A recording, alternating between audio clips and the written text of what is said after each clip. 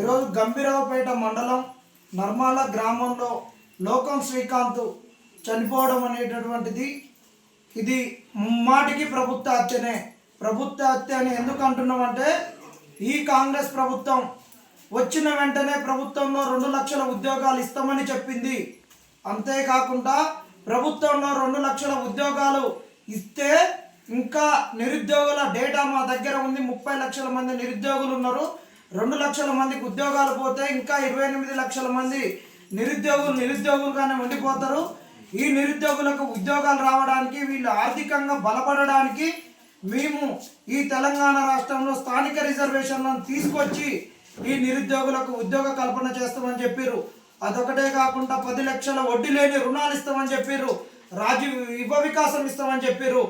మీరు కనుక వీటన్నిటిని అమలుపరిచి ఉంటే ఈరోజు శ్రీకాంత్ అనే వ్యక్తి చనిపోయేవాడు కాదు. ఈ వృద్ధ దంపతులకు ఈరోజు ఈ దుఃఖ శోకము, ఈ శోక సముద్రం అనేటటువంటిది దక్కేది కాదు. కాబట్టి ప్రభుత్వం ఇప్పటికైనా మీరు ఒళ్ళు జాగ్రత్త పెట్టుకొని ఈ మరణాలను ఆపాల్సినటువంటి బాధ్యత మీ పైన ఉన్నది. మీరు జూన్ 2కే రాష్ట్రం ఏర్పడిన రోజే రాజీవ్ వికాసం ఇస్తామని చెప్పారు. ఈ రోజు శ్రీకాంత్ తల్లిదండ్రులు ఎంత వృద్ధాప్యంలో ఉన్నారు చూడండి. తండ్రికి ఈరోజు పింఛన్ కూడా సరిగ్గా రావడం లేదు, పెరాలసిస్ వచ్చింది. వారికి ఈరోజు పద్మశాలి ఒక కులం పరంగా వచ్చేటటువంటి పింఛనే వచ్చింది. వారికి సదరన్ సర్టిఫికెట్ ఉంది, అయినా కానీ ఈరోజు ఒక పింఛన్ రావడం లేదు, వికలాంగుల పింఛను. ఇప్పుడు ఆ తండ్రికి వికలాంగుల పింఛను 4,000 వచ్చి ఈ తల్లికి ఒక వృద్ధాప్య పింఛన్ 6,000 వచ్చి ఉంటే వీళ్ళు ఈరోజు కొద్దిగా ఆర్థికంగా వెసులుబాటు దొరికేది. ఇప్పుడు ఆ శ్రీకాంత్ అక్కడ హైదరాబాద్లో ఉండి తను కష్టపడి ఒక జొమాటో కొట్టి స్విగ్గీ కొట్టి చదువుకోవాలని ఒక లైన్మెన్ జాబ్ వస్తుందనో లేకుంటే గ్రూప్స్ జాబ్ వస్తుందనో 3 ఏళ్ల సంది కష్టపడి ఇబ్బందులు పడకుండా చదువుకుంటూ ఉంటే ఈ తల్లిదండ్రులు డబ్బులు పంపగలుగుతారా? నెలకు ఒక 5-6 వేలు పంపగలుగుతారా? వీళ్ళు బతకడమే కష్టం. వీళ్ళు లేచి వీళ్ళ పని వీళ్ళే చేసుకోలేరు. వీళ్ళకు ఒక జ్వరం వస్తే కనీసం ఒక ఛాయ్ నీళ్ళు ఇచ్చేటోళ్ళు ఎవరు లేనటువంటి పరిస్థితిలో తల్లిదండ్రులు ఉన్నప్పుడు వీళ్ళకు చెప్పుకోలేక తాను ఉద్యోగం రాలేదని తాను ఎవరికి చెప్పుకోలేక ఇబ్బంది పడి ఈరోజు శ్రీకాంత్ చనిపోవడం జరిగింది. ప్రభుత్వం ఇప్పటికైనా మీరు ఉద్యోగాలు ఇవ్వకుండా ఏం చేస్తారనేటటువంటిది గర్భంగా చెప్పాలి.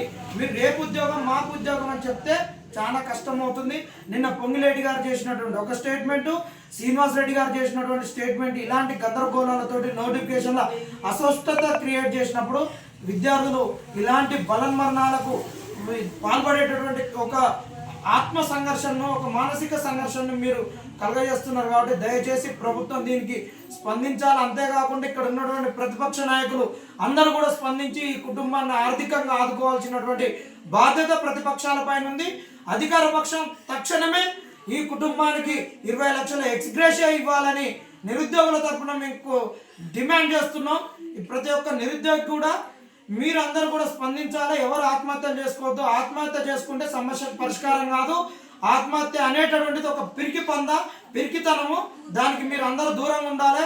ఇలాంటి తల్లిదండ్రులకు ఎవరు కూడా మీరు ఇబ్బందులు కలిగించొద్దని నిరుద్యోగులకు అందరికీ 2 చేతులు జోడించి వేడుకోవడం జరుగుతున్నది.